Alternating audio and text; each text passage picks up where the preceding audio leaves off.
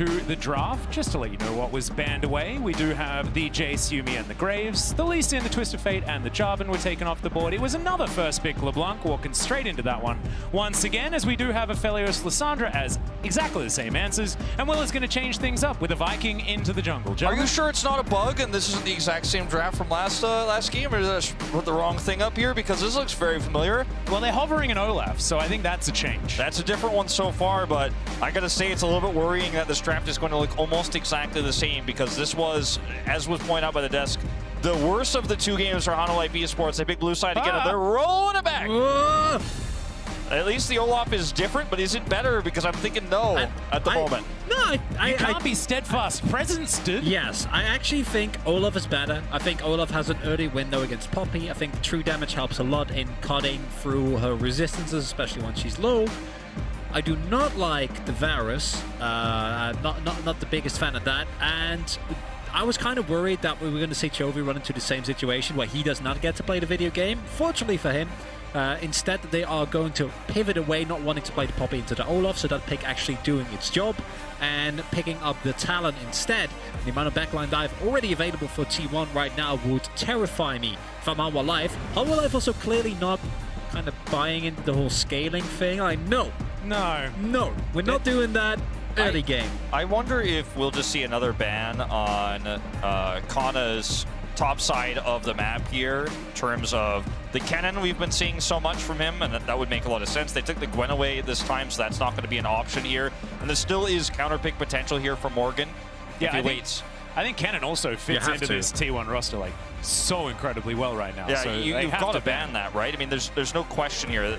I think they're not hovering or waiting this. They're trying to use this time to discuss options as to what Morgan wants to play, because I think this is a Kennen ban no matter what, 100%. And there it is. But for HLE Esports, I mean, this comp can break through the front line a little bit better. You still have the same poke strengths that we mentioned before, but Thresh here going to make it very easy to disengage. A lot more safety here with this. And last time, you know, this composition ran into T1 having a lot better fights around the Rift Herald. That was the big thing that set things off on the wrong foot for HLE Esports. If they can get the edge there this time around, things could change. They're going to get the Braum themselves, it looks like here. Yep, and that's okay though, right? Like T1, they knew that they were giving over Braum. Braum was fantastic in the last game, but I think Carrier has looked the best in his entire career on the Thresh and played so beautifully in game number one, navigating the map and making sure that everyone was in the right position. So Hanwha, they're going to lock in probably Renekton right here, and we'll just have to see whether or not that first Herald fight is actually going to go their way.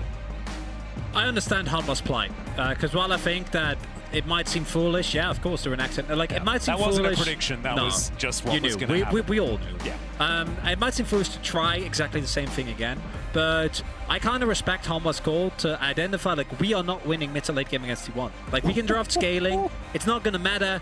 And we've already seen what can happen if a Fiora gets a lead early on. Birdo was on the receiving end of Ale's Fiora, and it was the biggest gap that we've seen in the entirety. Yeah, but this is an LCK versus LCK, so it is R5 Gnar. That's how it's supposed to work. I like this Gnar actually a lot better. I know it's not as fun as what you guys were maybe hoping for in that Fiora pick here, but it does give you a lot of late game engage potential, and it can slow down the game. If HLE Esports get a lead early, you know, this is one of those things you can kind of shore up your late game team fights with if it's not the one-sided game we saw in game two. Another pick that I would have liked here would have been the Gangplank as well. I think it could have been very strong here into the Renekton. You play it slow, you have a lot of global presence, and then later on you have extra scaling with the Aphelios. They go with the Gnar here, and it is a matchup where if you have a different champion than an Olaf with CC or like in Italy, you could blow up the Gnar and collapse there, but I don't think it's going to happen in this game. You're still playing LeBlanc and two melee junglers into Aphelios, Thresh, and Lissandra. Yeah.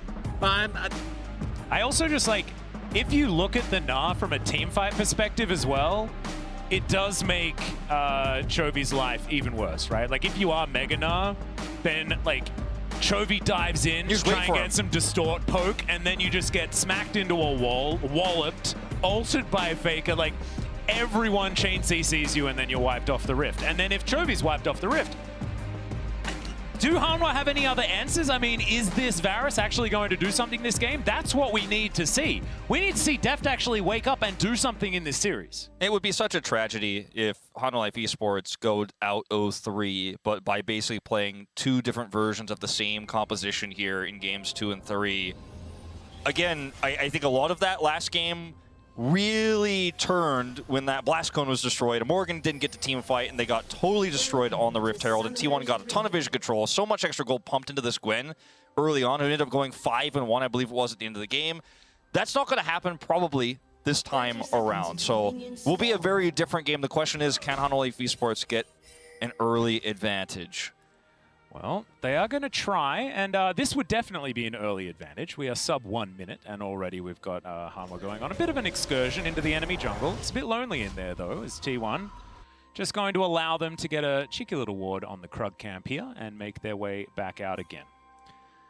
And think back to Chovy and Deft last year, right? On DRX, where they were also able to make quarterfinals. Yeah. And then we all knew what happened. They drew dumb on Kia. Yeah, I don't like remembering No, that series. but That I was think not a great we one. need to, because I think that DRX as a whole was a team that did a lot better than expected as well, similar to what we've seen from Hanwha.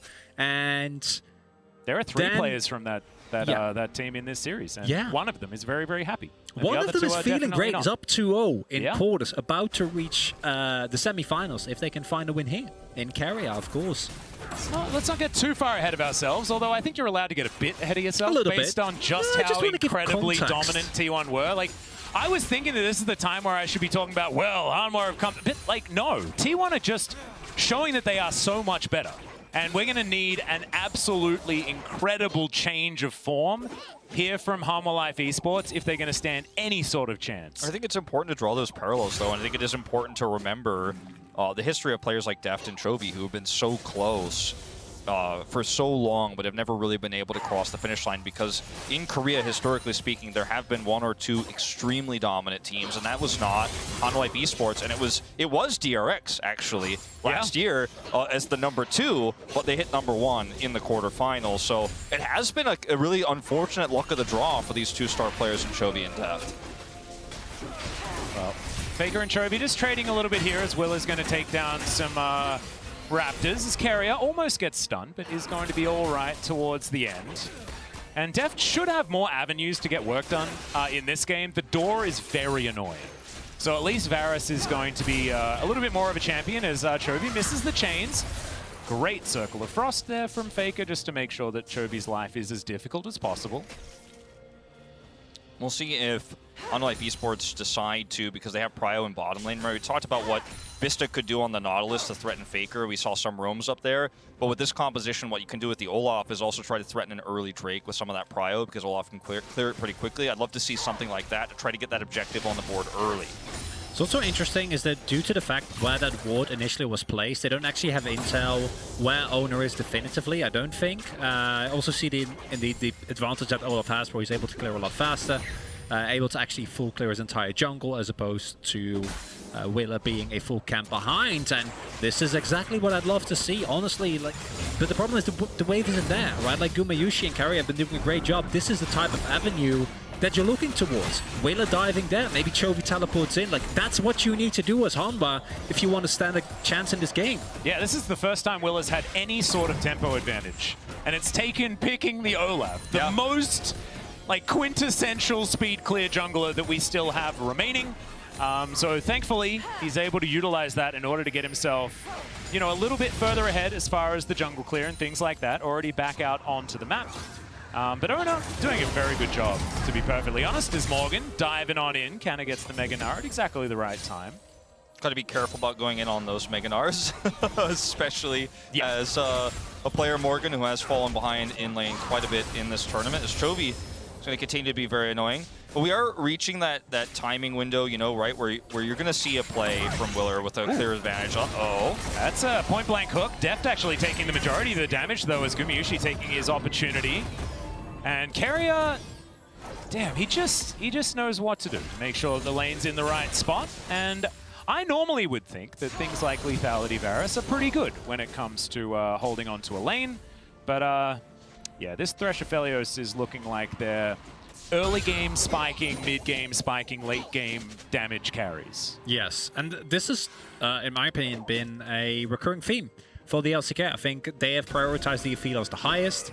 We have seen the Aphelios Lulu also coming out from a team like Damwon. Those chains hit. This is a totally different scenario. Yeah.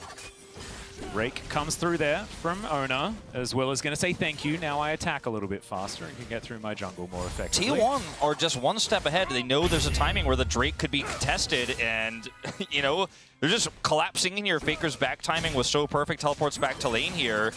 And now you can't make that Olaf Drake play anymore with the prio that you would have had, which they didn't even really have because the bot exchange went so poorly for Deft and Vista just moments ago. And once again, Hanwha Life Esports struggling in the early game. Level 6 for Chovy. Yep. And this is exactly the type of place that I need to see Hanwha go in on, right? And like that is what they need to do. Like, you can't just sit back, look at a situation like that and say, it's a bit risky. Yeah, it is, but not doing anything is going to become a way worse problem for you. You've seen what it leads to later on. And first, the dive opportunity on bot side, it wasn't great, but if you set it up a little bit better and actually commit to that, might get an opening there. Speaking of which, this play, you're not getting anything out of the power of your Olaf early on. And Bromus was there as well. Well, he's walking down towards the bottom side. Something's happening because he's in the lane. He's just doing his best Vista impression. So I guess, you know, both of them, Freljordian, does make some sense. He's going to look for that early Drake. I mean, it wasn't the exact fastest you could have hoped for, but it still will be done before this Rift Herald. You know Keria was out of lane.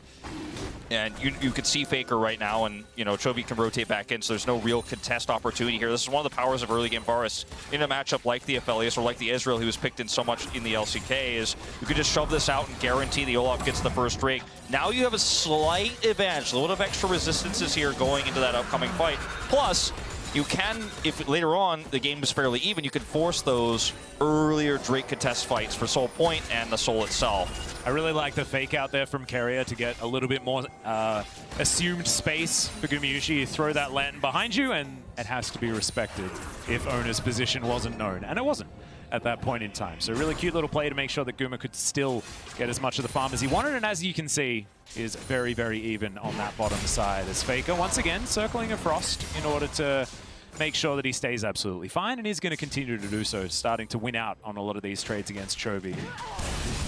Oh, okay, I take it all back.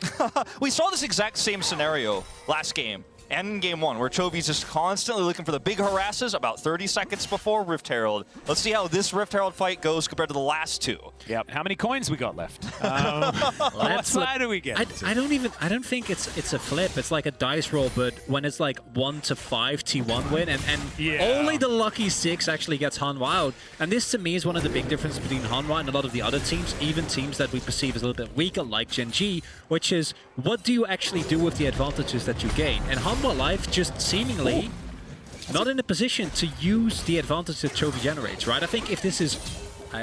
Morgan, you... Yeah, it's almost a fight happening, Thank but you. Yeah. I don't think you need to throw it to me for that one. I was just scared. Morgan taking a lot of free damage and then being gnarred into a turret and things like that. Free Herald here. Yeah, it's going to be the first time that Hanwha have got themselves a Rift Herald, so no fight. But look at how... where T1 really likes it, and instead they're just going to take a couple of plates on the bottom side as, Willer almost ignores the eye because he's not used to picking it up. This is not a thing that he's had to worry about. This is how you lose a Herald. You get plates on the bottom side, you have the Crescendum for the Aphelios. This is how you want to play this situation as T1. We might have thought that it was Hanwha Life who was the actual opponent here, but it's T1 and versus Rift Herald. Yeah. And they finally realized that we don't need Rift Herald. We can just shove with Aphelios when he has Crescendum, and you've already won the trade. Yeah, no, if you get more than 2 plates, you're fine. Faker. As Faker almost solo killed by Chovy. Chovy wishing that he had have taken Ignite, as he has done so, but Hanwha immediately moving into the enemy jungle. So I do like this from Hanwha Life, showing that they are able to actually pivot around some form of advantage that they've been able to pick up, but doesn't quite work out there, as that was very cute. The Rake going a very, very long way. Look at all the deep vision that they also gained with this play, because they brought Owner bottom side. If Deft and Vista overstepped or made even one mistake during that top side play from Willer, they end up getting a kill as well, because at this stage of the game, Talon is so incredibly powerful versus something like a... nice little hook here. Something like a Varus. And then now Vista has to clear all this deep vision. He's being tracked through jungle. And while he's doing so, Gumayusi gets free extra plates here in the bottom side of the map. And, I mean, you're not really gaining anything else otherwise on the map right now as Hanwha Life. So, yes, you got a Rift Herald for the first time here, but T1 still with a 900 gold lead at this stage. I don't think the Rift Herald is necessarily going to shore that up. No, it won't at all. but I love that T1 are now doing it, playing around something that isn't a Rift Herald, because you don't have to get the Rift Herald in order to win the game. So this is absolutely perfect. T1 have shown that they've fixed almost everything that we've asked them to fix. That was the one glaring issue, right? That was the one. Yeah, that was by the one everything they needed to fix, we mean the one thing that they needed to fix was the predictable Rift Herald fights. We won't give away the answer to Dom 1 Kia yet until after they win the finals. Teleport going to come through here. Chovy going to look to harass, but yeah, this is the best of the three so far here for Hanwha Life Esports. Well, the hook's going to come down. Vista still can get stunned up from this Gravitum as well, but Gumayusi taking a fair bit of damage there. Not going to see what happens at the end, though, as Will is going to make his way into the river, gets double raked, and gets a thumbs up for it. Very, very nice, as that's a Gravitum stun that's going to land. The hook is going to go completely wide, though. That was an odd maneuver. Carrier gets stunned up. And now Will is making his way in, but Owner in perfect position. Do you want to fight a low-health Olaf, though, is the question? And Owner's answer is absolutely. Yes, I would very much like to do that as Stand Beside Me comes on in, and Owner's going to get exhausted. That's the flash forward. Owner thought he'd done the calculation, but it doesn't quite work. Everyone's health bar is extraordinarily low, though, and T1 are closing in on this bottom side of the map. Deft, yeah, Vista's going to have to cancel the back because he doesn't want to leave Deft alone. There's the rake's going to be avoided this time. Deft is going to flash, get himself out of the way. Not a lot of summoner spells left remaining, and first blood goes to Gumayusi as piercing arrow comes in, but there's a lantern, and so Carrier's going to get him to safety. And there's nothing to be done, right? It's the exact same scenario. T1 is the one with a draft that, yeah, they can make corrective play. They don't necessarily need to, but they get the shove, they put down the ward, immediate teleport comes through from Kana, who has already set up with a big Narbar, and now Faker teleports, catches the topside wave, makes sure that Morgan doesn't actually get the push going. You get the first turret blood on your Aphelios. It's just disaster for Hanwha. If you can't get Faker's teleport here, you're not really winning out. And even if you did, you know, even if Morgan is able to get an extra plate or two here, this is an Aphelios with Crescendum who can burst down that turret. He gets all plates and first turret, so 610 extra gold going through. They get a Drake here. And, I mean, killing Faker with this rotation up here for Hanwha Life Esports is not realistic to expect. And T1 are already on the case. Well, Rift Herald comes down. Faker taking a bit of damage here. That Rift Herald placement. Yeah, that's an odd. It's definitely not the optimal placement there. As Canna's looking for the solo kill onto Chovy. Chains are going to connect those. There's the hyper proc, and Canna flashes. Gets the distortion. Man, that was so close to Chovy just being destroyed by the top laner that's having the game, the day of his life right now. I mean, that Rift Herald was very, very optimistic, to say the least, team. That was not it. I mean, like, you can't look for a kill on the Faker. The rotation is fast for T1. They're just one step ahead of the macro yet again. I'm pretty sure that it must have timed out. Otherwise, yeah, like a position like that, you're just not going to place it down. Especially because you can read that the rotation from T1 is coming through, right? They've pushed in the bot side turret. They've done lane swaps every single game so far, even when the bot lane isn't pushed down. You see Gumayusi and Carrier back, so it's a completely obvious play. And yet again, I gotta give praise to Owner. The way that he also played that bot side skirmish, how he knows his limit, just going in on an Olaf like that, like sidestepping the Prom, Winter's Bite, like there's so much control and confidence. This is a rookie player. Owner is 17 years old. This is his first Worlds appearance ever. It's mind-blowing. His first international event. Like, and it's all of T1 doing it at the same time as well. This isn't like an outstanding performance by certain players, right? This is all of T1 stepping up. This is Carrier being, well, actually, he's been stepping up all year. So it's I guess he's just exactly. This is normal but normal Carrier is already amazing. That's absolutely fine. Faker, world class. We already know that. He's the greatest player of all time. But when you've got the other pieces of the team working this beautifully, this is 100% finals contender T1 right here. Like, this is the first time this year that I've seen T1 be just as suffocating as they have in the past, in those glory days that we talk about. And maybe it's about being against Hanwha Life Esports, but if you're a T1 fan, you can be very happy about this as a glimpse to what could happen in the semifinals. Yeah, I mean, we did mention how close it was with Hanwha Life Esports in their groups against RNG, one of the big favorites, as Willer will track Owner here. We'll just get out here with the ultimate. It's not even ships in the night. Like, Willer knew he was there. He's just like, well, no, I'm not going to be able to fight you. And Owner's like, I can't fight you either. And then they just walk away. It's been, 2 years since T1 have tried to put a 4th star on the jersey, right? And this feels to me a lot cleaner than 2019 T1 as Faker will sidestep the chain. Man, it looked a bit dangerous, but wasn't ultimately in the end because, of course, Faker still had the ultimate available. I think a lot of people look at what this part of the bracket is as Gumushi. That's an aggressive spot. That Lantern didn't reach. Yeah, he got the ward down, but he'd already clicked. So thankfully, Gumushi is going to be able to make his way out. I think a lot of people look at this part of the bracket and think this is T1 winning to lose to Damwon Kia, but I look at this series, I look at their group stage performance, and I think, No, I think they're in for a good one. Yeah, I think this is a world's winning T1 performance right now. However, that is getting way ahead of ourselves because this series isn't even over yet. Rift and Herald on the Shirley is table. now getting taken down. T1, let's see whether they can win this battle. Gravitum comes on out. Chains of Corruption are going to be the answer, so that means Hanwha should be able to get Shirley, but the Moonlight Vigil comes down. That's stolen away though. Owner actually diving forward. Faker using his ult to make sure no one can get out. Death's going to be the first victim. That's another one to go down as well, as unfortunately Will is not going to be able to Ragnarok that, and Chovy's still alive. Morgan is his only teammate that's also there, and unfortunately it's not for too much longer. He needs to try and get through both Canna and Faker. Okay, fight's continuing to erupt here. The flash has to come through because the return of the Rake was going to be enough to get rid of Chovy, and he's getting closed in upon.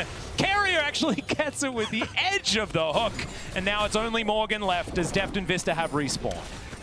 Feeling a little bit less bad about how premature we've been about this series, because what T1 is showing here is just utter dominance, right? Like, look at how they set up the team fight.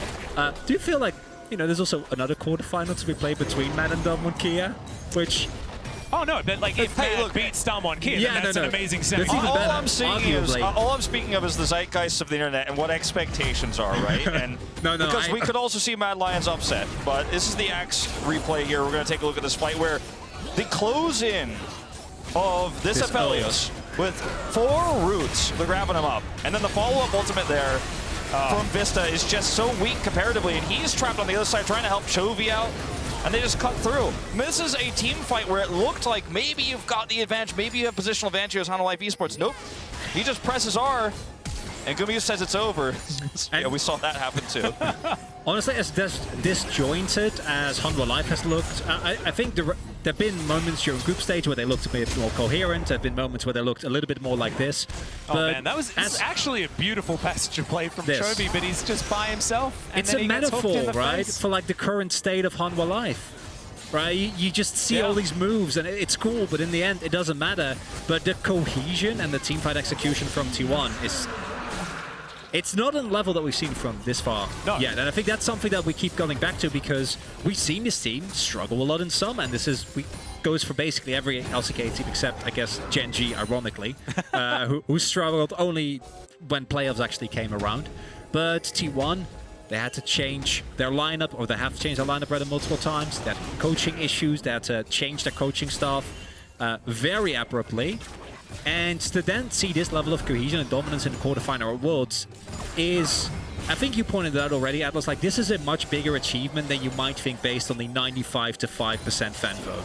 Yeah, and I think that like we might have been getting ahead of ourselves, but also we've been waiting all year long for T1 to have that return to form, to have that moment. Maybe we've been waiting for longer than that, but that can be debated.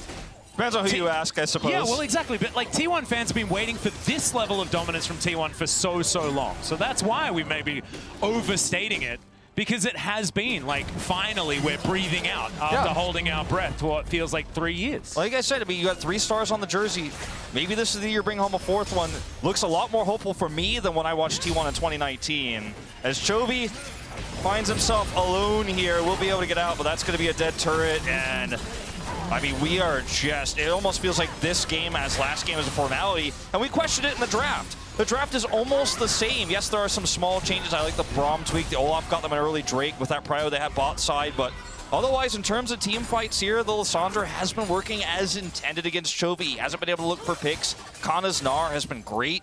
And I mean, not for the reasons I was hoping he was going to play it, right? The reasons where, you know, later on, if Hanwha's ahead or you have an even game, it gives you a little bit more engaged. No, he's just controlling the mid game just fine, shutting down a lot of opportunities Hanwha Life have to look for picks, to look for anybody.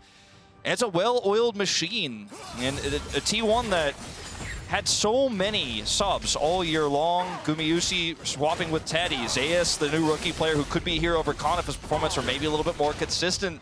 You know, Cuz as well in the jungle. But this is the roster they ended up with, and this is the roster looks like they're headed to semis with. Yeah, I'm saying that this was the right roster as well, based on today's performance. This has just been a masterclass from T1. I mean, we can be talking about Hanwha Life Esports and how they look like a shadow of what they looked in the group stage. Maybe we're getting an idea of just the power level difference between these two groups, something like that. But honestly, it feels like there has just been a collapse of Hanwha Life. And it's sad to see. I think a lot of people were expecting this to come earlier. So it's, you know, you still need to congratulate Hanwha for making it out of the group stage just in general. But I think a lot of people dared to hope for more from this team. Zona taking a bit of damage from Chovy, but not going to be too worried about it, actually. Okay, Lantern's not going to save him, but he is able to walk his way out, as now Carrier doing the same thing. It's somewhat of a cold shower ending for Hanwha, you know, kind of really hitting reality very hard, where after what has been an overperformance ever since they got to Gauntlet and people dared to dream, they made it out of Gauntlet. Way more dominant over teams like Nongshim, which I think we all expected to be here instead of Hanwha. Then making it through groups with, admittedly, I think that the group could have looked completely different, of course, with Fnatic and everything that they went through. But still, they earned their spot, right? They looked, as you pointed out, they looked great against RNG at times. But we did see some of the issues. And against a team like T1 that clearly is very on point of how they want to play, how they want to move around the map, those issues are just... There's a pinpointer on them, and you can't ignore them anymore, right? It's just, you can't kind of outplay this away. Some of these things that Hanwha Life need to evolve, you can't evolve during one World Championship of a tournament. It's going to take longer than that, and it's going to take a lot more time. We'll see if this roster stays together next year or not. When Chovy's contract expiring at the end of the year, who knows? But I got to say, you know, for Willer, this is probably going to be one of the biggest learning experiences he'll ever have of his whole career. As Hanwha Life Esports don't have any vision on the Baron. They know what's being done, though. They're going to go through this choke point. Yeah, some scary guns on Gumayusi as well as the ult comes forward from Vista, trying to start this one off in their favor. It's not the steal, and it's just a dead Willer to start this one off. But at least Morgan dives on forward, takes out Faker, tries to drive by, but it's not going to work. Deft now going to be the focus. It's Gumayusi. That's so many chakrams. He is terrifying on this Aphelios. Vista going to get taken down, and now Owner parkours his way into this top lane. Deft a sitting duck right now. And it's the double kill to come through from the T1 jungler. And that, I think, was the last gasp from Hanwha Life Esports. And unfortunately, it was not very loud. Certainly not. And I mean, look, you have to fight their choke point here. The fact that they're able to trade Faker back is a testament to Morgan's patience. You know, throughout this game, he does go in there and help take Faker out. But the Red Bull power play, Baron power play, I should say, it's already 3.4K. Yeah. And it's going to get larger. This is going to be a Drake as well, controlled here. I mean, as Hanwha Life, look, you're walking through this choke point. The ultimate goes down onto Gumayusi, but he is not phased. And as you point out, Kronk, so many times, this team is not all together on the same pace. The cohesiveness isn't there, and then added to that, which is the third time in a row, this comp from Hanwha, they need a lead. We have seen these comps work if they get out early, but now Carrier, this is going to get hooked. Don't miss. Yeah, Carrier is just a little bit too good on this Thresh. As Faker's going to come on through, throws down the ultimate. That is going to be Soul Point now available for T1, but I don't know whether this game has another 5 minutes in it, as this inner turret's getting sieged up. To check in on that Red Bull Baron power play, we're very close to 4K. And Faker's going to take down the inner turret in the mid lane. Same to be said for this bottom lane for the rest of T1. And we're going to head towards about that 5,000 mark. Hanwha Life, can they actually defend this is the question. I think the answer is almost a glaring no. As Canna walks on forward, he's got the Meganar, slows down Deft. No flash available here though, so can't close the gap. But it doesn't matter. I mean, they're just obliterating the base of Hanwha Life Esports, and Hanwha just looks like they don't have a response. Chovy trying to look for a flank, but he has to sweep out all of this vision. And T1, they've got all of the answers. Gumayusi now with the Graviton stuns up almost everyone by himself, gets the ulti out from Vista. And now Hanwha have to get back to their fountain. What can you do? I mean, there's nothing, absolutely nothing. And this is, again, it's a big change from what T1 have done. Because look, that vision line that is there is prevent the exact 1 in a million type scenario where you lose this game, right? Where Chovy gets the flank, blows up Gumayusi, gets the shutdown, and then a series of increasingly less likely events continue to transpire until we actually get to the Hanwha I'm sure win. there is a universe in the multiverse where that has happened. But I think we're getting down to like single-digit universes. I don't think this is the possible. one, unfortunately. You know, sometimes the underdog wins, sometimes it's exciting, and sometimes you have the cool narrative and the really awesome storyline that everyone remembers and everybody talks about. But sometimes T1 smashes you 3-0. They return to form, and I hate to say it, but I don't think people will be talking about this series from years to come. This is one of those series where you go, there were a lot of cool things that could have happened here, but they didn't. Mean, they played a composition that needs to get ahead. They did not get ahead twice in a row, and T1 are just looking at the round of format. They're saying that we are a semifinalist team. Yep. Heck yeah, they are. They still need to do a few of the formalities, which is destroying the enemy nexus in, you know, your match point game of game number 3. But I think it is getting pretty close to just a formality at that stage. 10,000 gold the lead at 26 minutes in. I don't think that this will officially count as a shellacking if I was to talk to Jake Spawn Tiberi about it. However, this has been extraordinarily dominant. It has been, yeah. And the only saving grace, honestly, is the fact that right now there is no Baron buff or the Baron up. And there's that early Drake. You know, Willa was actually able to pick that one up. That bought you a couple of extra minutes. Are you looking for the positives? Is that what you do? No, Okay. I don't. It's like, well, he was able to get a dragon. well, That's that's what good. We talked about it earlier. You know, I was kind of leading into this, but if you're ahead and you get that Drake, it's so powerful. But with this composition from behind, it means almost nothing, sadly. Especially because this is not a burst composition for T1, so even that extra, you know, resistance that you're going to get from that solo Mountain Drake is just puny in the face of a 3-item, soon-to-be 4-item Gumayusi. It's almost 4 items on Aphelios, so I mean, it is kind of a burst comp, but it's also a DPS comp, you know? I guess so. Because like his DPS each second is a burst window of one of the Hanwha Every Life auto esports is a burst players. window. Yeah. It's like, wow, it's And a lot there it of is, the burst rapid windows. fire cannon, so you can get that extra damage from further away. Oh no, the burst window comes even earlier. It's, I mean, as Chovy here, what do you do? I mean, this is you're trying to be the leader of this team. You're trying to carry your, yes, 50, 60 CS up on Faker, but... At what point does the burst window stop being a window and becomes like, like a wall? Maybe it's a burst hallway. Yeah. Or like That's one of probably those what it cool is, glass right? ceilings. I don't Maybe think- maybe like a... There's no glass ceiling. This is Aphelios. It doesn't have a ceiling. It's a very good point. Does not exist too many years. I mean, Well, I guess maybe Chovy's- it's 200. Maybe that's Chovy's the clearing flaw. minions. I don't know. He's got teleport, but you've got no wards to teleport onto here. You got no angles.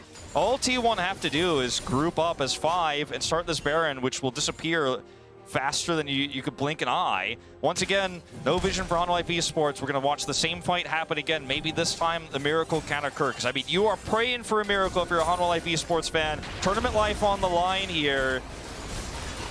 I don't know, man. Even a miracle may not be enough here as Hanwha. They don't even get towards the pit. The Baron is secured. Willa now down extraordinarily low. It says he's unstoppable, but it's looking pretty stoppable right now as Gumayushi's dominating as he takes down the jungler Hanwha. Now running for the hills as quickly as possible. Decent disengage ult from Vista as Chovy dives into the backline. Gets exhausted though straight away. Morgan with the dominance gets on top of Gumayushi, but there's so much peel and he is going to be okay. Lantern thrown out for Faker as Chovy flashes himself out of the way. Morgan doing the same thing as Ona goes golden. Vista and Depth still alive for the moment. But the talent has found Avaris, and yes, the base is being absolutely destroyed. Chovy now on the wrong side, and this is going to be the ace almost as Morgan the only one left remaining. But Nexus turrets aren't going to be here, and T1, they are just looking to end this game right here and put Hanwha Life Esports out of their misery. Canna was staying there for quite some time, but honestly, he probably can, as the rest of T1 are going to turn up. This game would have already been over if Faker was actually able to finish his teleport. He was teleporting to the bot side wave, but Chovy interrupted him. It doesn't even matter, though. It's heroic, but it's not going to matter. T1 will 3-0 Harmon Life Esports. They wanted to do this in the World's Gauntlet. Thankfully, they got a second try, and damn, second time was the charm. T1 advanced to the semifinals in the most dominant fashion, I think, an international competition of League of Legends could even imagine. And I gotta say, I think Harmon Life Esports fans are disappointed with the result. You go 0-3, but not only do you get dominated in 3 back-to-back games, but you try the same draft twice, and both times it fails hard. And Chovy, his last moments in this tournament will be interrupting Faker's teleport, trying to look for the kill on his longtime rival here in the LCK, unable to get the kill, unable to close out the series. And it's a rough losing streak here for Harmon Life Esports. Remember, they lost that last game. They could have been the first seed, might have had a different opponent. That last game that they lost, where Chovy died in mid next to the inhibitor, is, you know, what led to this matchup, which led to a 0-3, and it's a tragic loss. I hate to say it, but it really is for some of these legends. Deft, a true veteran of League of Legends. Yeah, but I think if you're Harmon Life Esports, you can still hold your head high, right? This is a team that managed to do pretty well in the spring final, in the spring playoffs, right? That was it. And then completely collapsed in summer. Yep. And to make Worlds knockouts